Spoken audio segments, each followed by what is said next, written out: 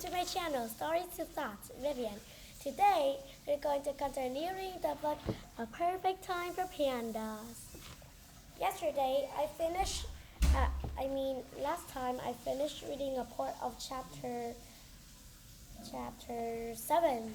So today, we're going to continue with chapter 7. Chapter 7, Jack the Giant. With Annie on his shoulder, Jack stood on the bank of the river and they stared across the damage wrought by the earthquake. The parking lot was filled with mud. The center sign has been knocked down. Portions of the bridge has collapsed into the river, and fallen brush and debris were piled up on the other side of the entrance gate.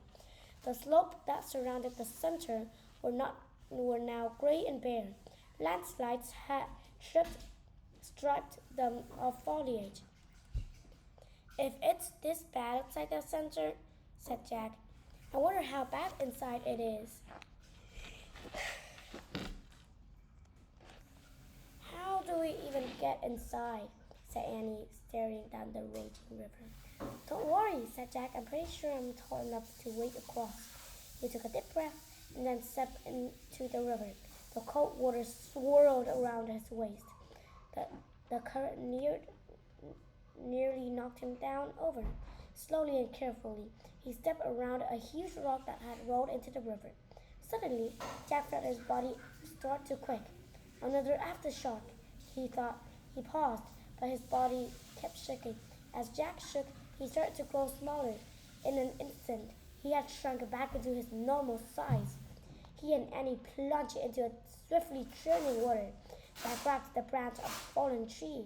Clinging to the branch, he looked around frantically for Annie. She was holding onto a log. Here! Shrieked Jack. He reached out his hand, and Annie grabbed it.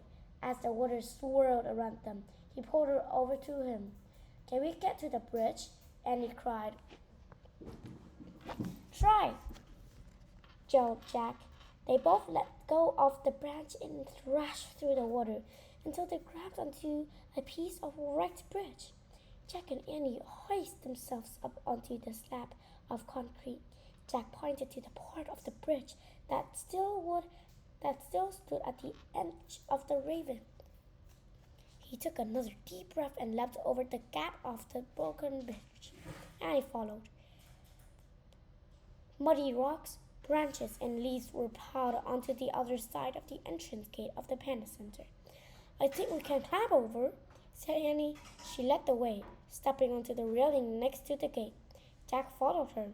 They climbed on over the gate and kept climbing over an heap